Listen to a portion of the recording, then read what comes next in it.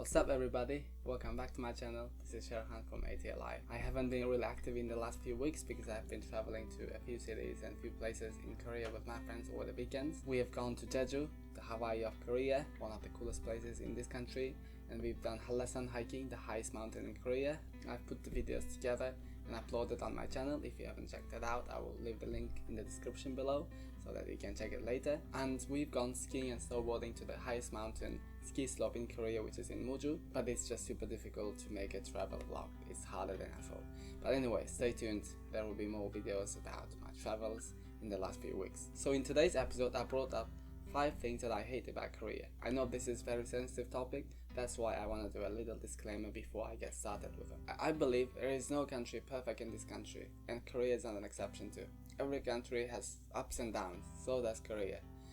There are so many other things I love about living in Korea and about Korea in general, and there are also things that I hate about this country too. I just felt like I will start with things that I hate. I will definitely make videos about why I love this country in the future.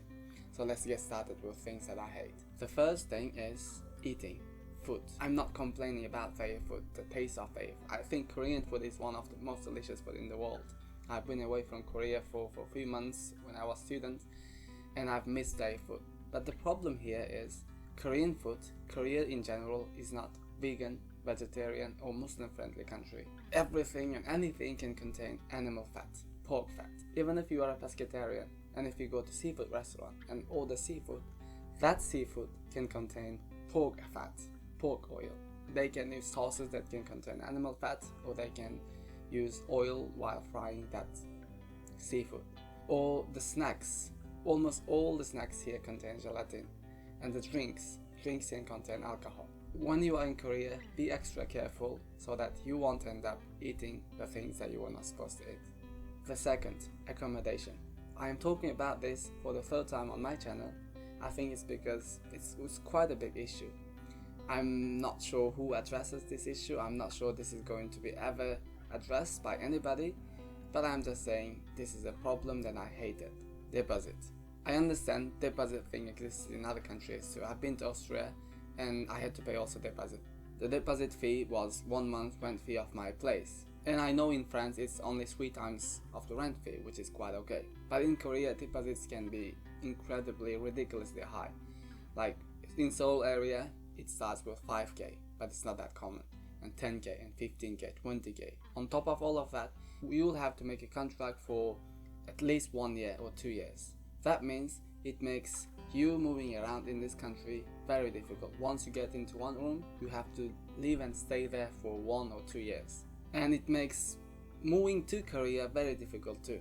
You know, like not everybody, not many people can afford to pay that 10k or 15k deposit when they are moving to Korea. But if you want to avoid that huge money, there is an also option, which is Goshwon or other small 1 rooms. But I think those are really not livable places, and the rent fees are quite expensive. Korea could become probably one of the most livable cities in the world, considering their transportation, welfare, but I think one of the things that's holding it back from becoming one of the most livable cities is their high rent fees and accommodation fees and deposit money.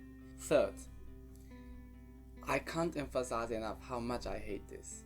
I'm not the only one, I'm sure. I've talked to many people and they have similar opinion on this. It's just so bad. Immigration office. If you compare to other public services, wow, public services here are amazing.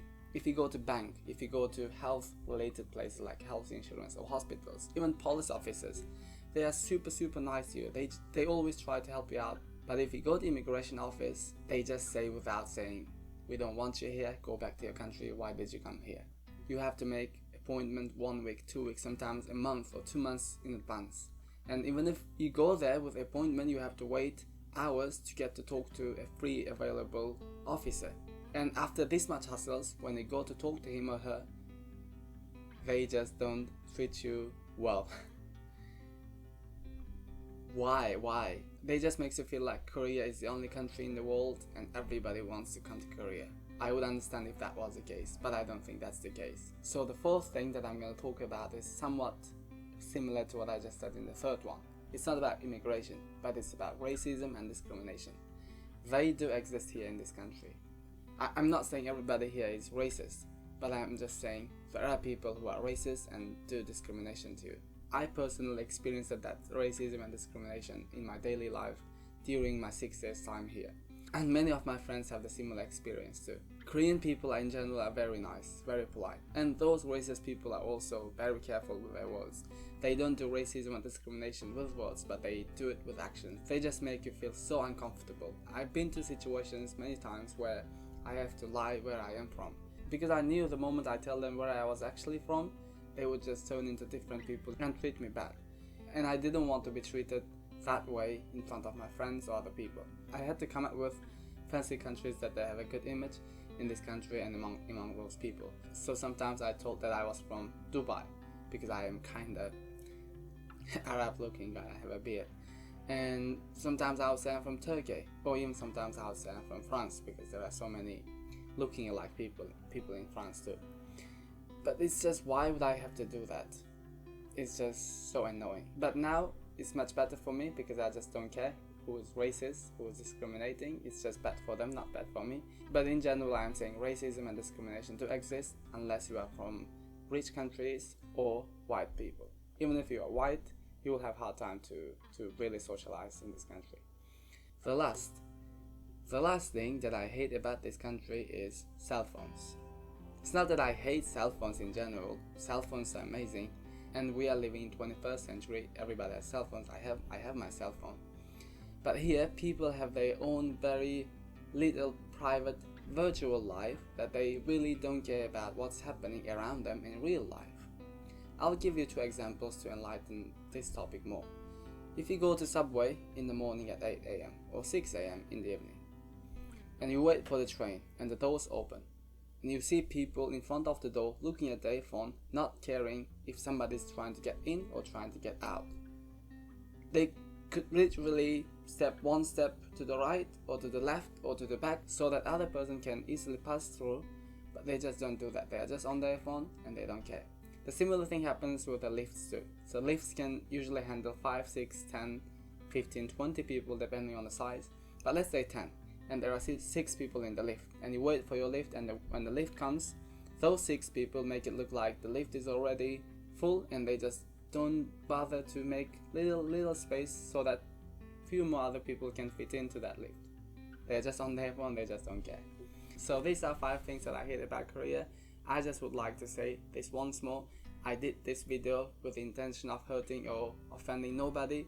I just made this video sharing my own experiences living in this country. I will definitely make another video about things that I love about Korea. So until then, stay tuned and stay safe, stay well. See you later. Thank you for watching.